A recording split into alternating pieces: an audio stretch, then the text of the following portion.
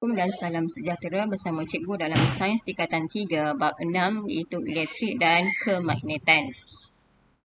Okey, untuk 6.1 iaitu penjanaan tenaga elektrik. Okey, tenaga elektrik dihasilkan melalui beberapa sumber tenaga.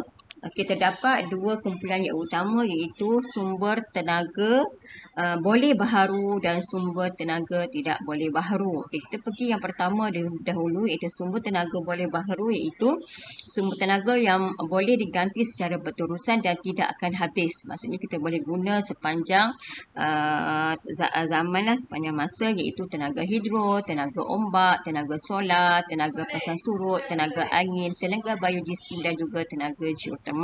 Manakala sumber tenaga tidak boleh baharu adalah sumber tenaga yang tidak boleh diganti dan akan habis digunakan. Okey, sampai tempoh masa dia akan habis. Contoh yang paling mudah adalah petroleum. Okey, lama-lama petroleum itu akan habis. Selain itu tenaga nuklear, arang batu dan juga gas asli.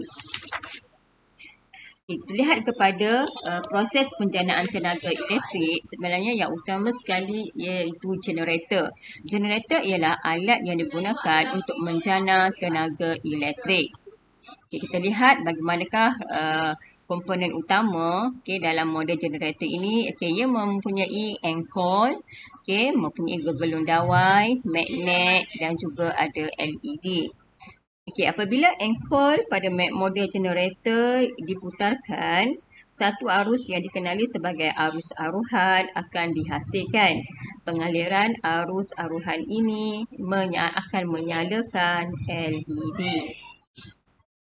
Kalau lihat di sini terdapat dua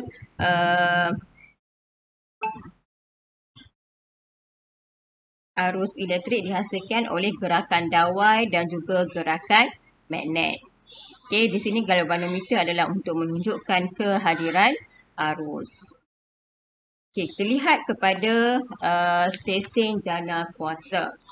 Tenaga elektrik dihasilkan oleh stesen jana kuasa. Di sini ada 6 stesen jana kuasa. Yang pertama adalah stesen jana kuasa menggunakan sumber tenaga tidak boleh baharu seperti menggunakan diesel, gas asli dan juga arang batu. Kita lihat pada gambar rajah. Berlakunya pembakaran api di bahagian pertama ini. Bila berlaku pembakaran di sini, air dididihkan menjadi steam. Steam memutarkan turbin, seterusnya penjana akan menghasilkan arus elektrik.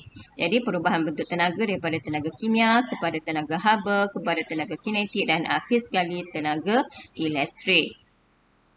Yang kedua adalah tenaga solar. Ini adalah jana kuasa paling yang simple, paling mudah, tenaga solar, dan biasa pun setengah rumah tu dah pasang panel suria untuk menghasilkan tenaga elektrik. So, mekanismenya adalah hanya menggunakan sinaran matahari. Panel suria menukarkan tenaga cahaya daripada matahari kepada tenaga elektrik.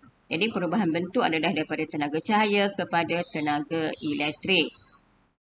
Yang ketiga, stesen jana kuasa hidroelektrik. So, di sini dia menggunakan air tersimpan dalam empangan yang tinggi. So, air akan mengalir dari aras tinggi ke aras rendah. Seterusnya, aliran air ini memutarkan turbin dan penjana akan menghasilkan arus elektrik. Perubahan tenaga daripada tenaga keupayaan di sini kepada tenaga kinetik dan juga tenaga elektrik. Yang keempat adalah stesen jana kuasa yang menggunakan tenaga angin. Ini adalah kincir angin. Udara bergerak atau angin menggerakkan bilah. So, bilah memutarkan turbin dan akhir sekali penjana menghasilkan tenaga elektrik. Jadi, perubahan tenaga adalah daripada tenaga kinetik kepada tenaga elektrik. Yang kelima adalah stesen jana kuasa yang menggunakan bahan api nuklear.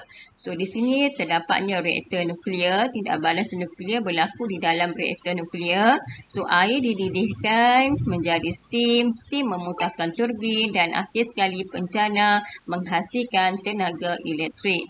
Jadi, perubahan bentuk tenaga daripada tenaga nuklear kepada tenaga haba, kepada tenaga kinetik dan akhir sekali tenaga elektrik.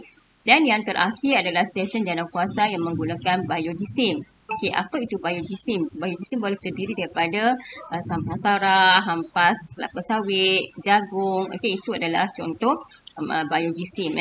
Metana dihasilkan oleh biojisim, air dididihkan menjadi steam, steam memutarkan turbin dan akhir sekali penjana menghasilkan tenaga elektrik. Jadi perubahan bentuk tenaga adalah daripada tenaga kimia kepada tenaga haba, kepada tenaga kinetik dan akhir sekali tenaga elektrik.